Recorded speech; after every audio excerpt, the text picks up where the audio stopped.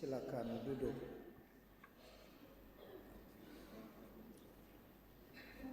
Saudara-saudari yang terkasih dalam Tuhan, Shalom. Nubuatan Yesaya tentang hamba Yahweh yang taat sungguh mendapat kepenuhan dalam diri Yesus Kristus, bahwa perkataannya memberi semangat yang baru kepada orang yang letih lesu. Begitu kata bacaan pertama kitab Nabi Yesaya, bahwa punggungnya dipukuli dan janggutnya dicabut, dia taat. Bahwa mukanya dinodai, wajahnya diludahi, dia taat. Itulah nubuatan Yesaya tentang Mesias yang akan datang.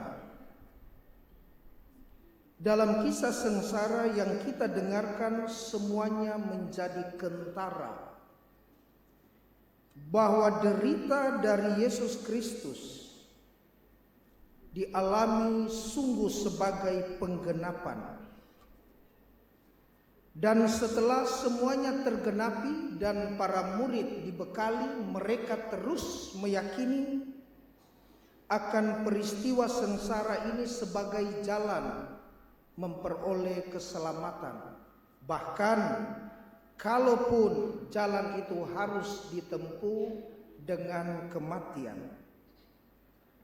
Bacaan kedua menegaskan, dan dia dalam keadaan sebagai manusia, ia merendahkan dirinya dan taat sampai mati, bahkan mati di kayu salib.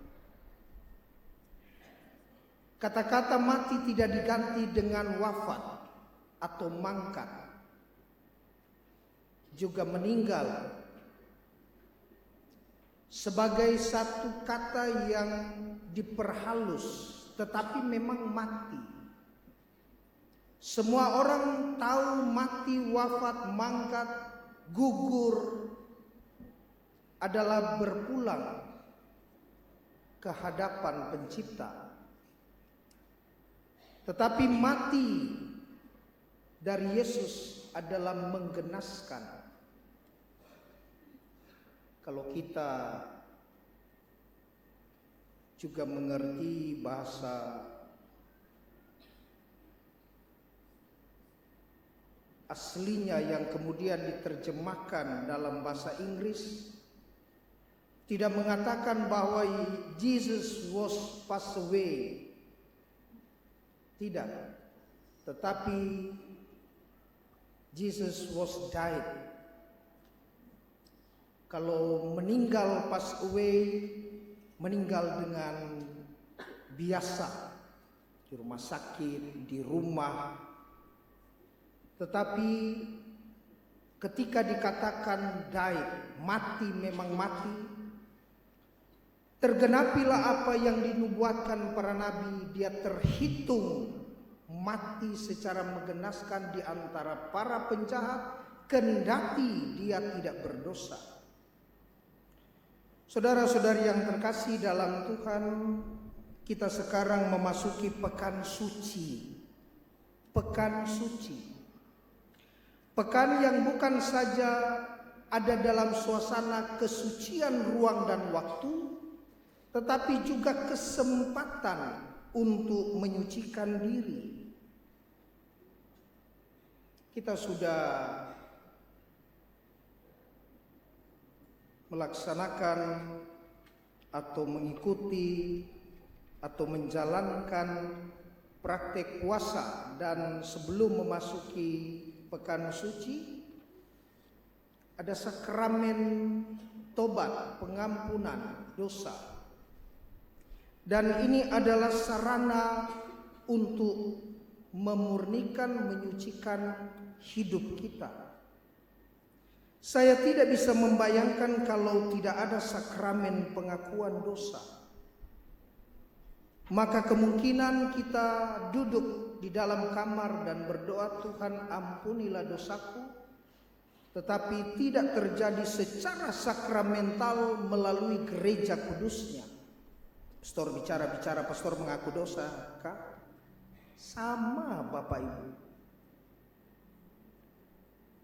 Saya tidak bisa membayangkan kalau ada umat yang memasuki hari raya besar entah Natal pun ini Paskah lalu tidak mengakui dosa.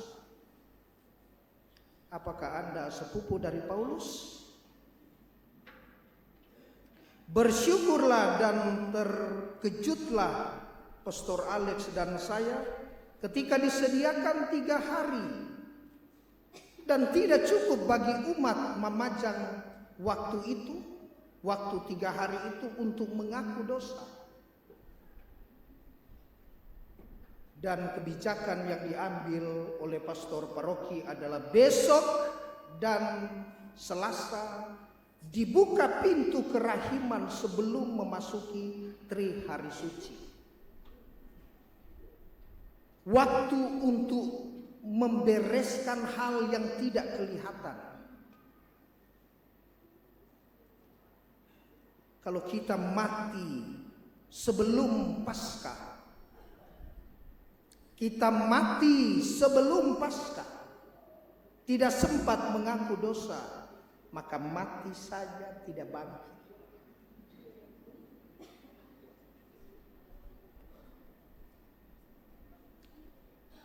Ada yang mungkin memandang bahwa pengakuan dosa adalah satu ritualisasi tanpa spiritual, hanya ritual belaka. Tetapi Bapak Ibu, gereja dari abad ke abad percaya akan kerahiman Allah melalui sarana sakramen pengampunan dosa. Dan ketika kita melakukan apa yang tadi kita lihat secara kasat mata, secara terlihat, lambaian daun palma itulah bentuk dari kebanggaan sebagai orang Katolik yang penuh dengan simbol-simbol. Namun simbol tidak cukup yang kelihatan, tetapi apa yang tidak kelihatan, yakni perenungan dan pembaruan hati harus memuncak dan selesai saat pengakuan dosa. Pastor, nanti setelah pekan suci Paskah saya berdosa diulang, pastor. Untuk apa mengaku dosa?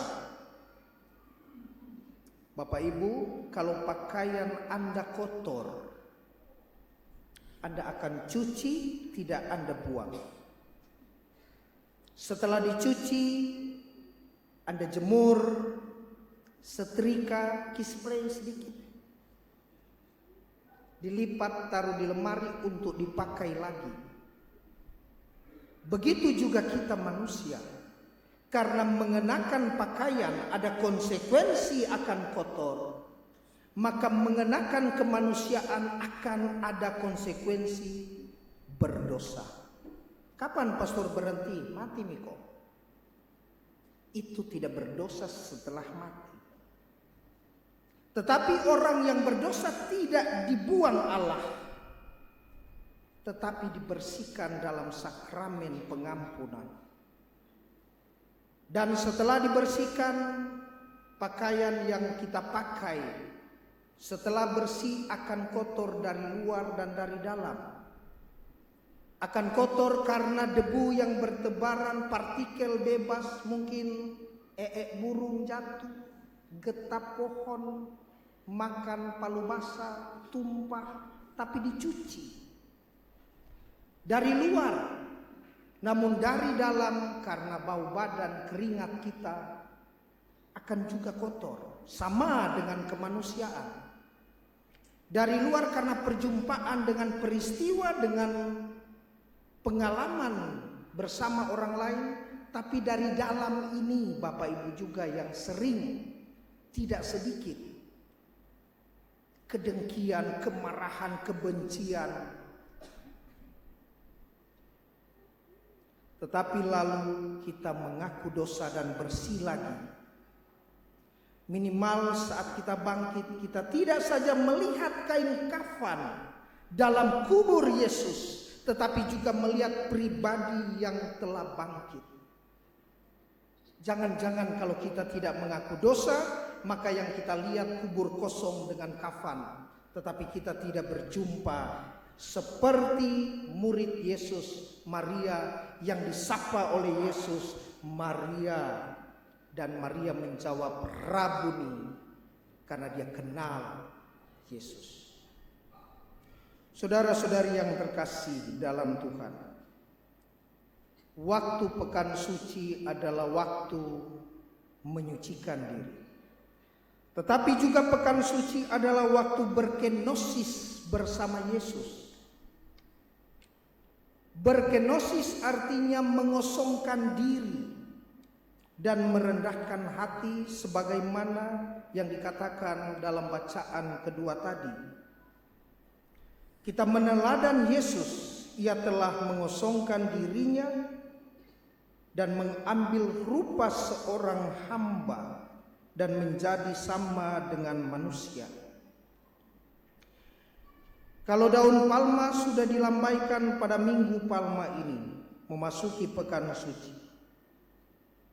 Kalau hosana sudah diserukan dan nyanyian dilantunkan, semoga beriring berjalan terus bersama-sama dengan hati yang dibersihkan, raga yang dimurnikan, dan iman yang diteguhkan, sehingga sedikit banyak atau kurang lebih setelah menyongsong dan menyambut Paskah, kita mengalami transformasi.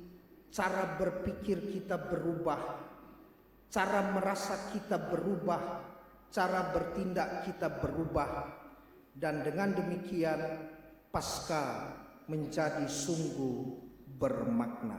Semoga demikian.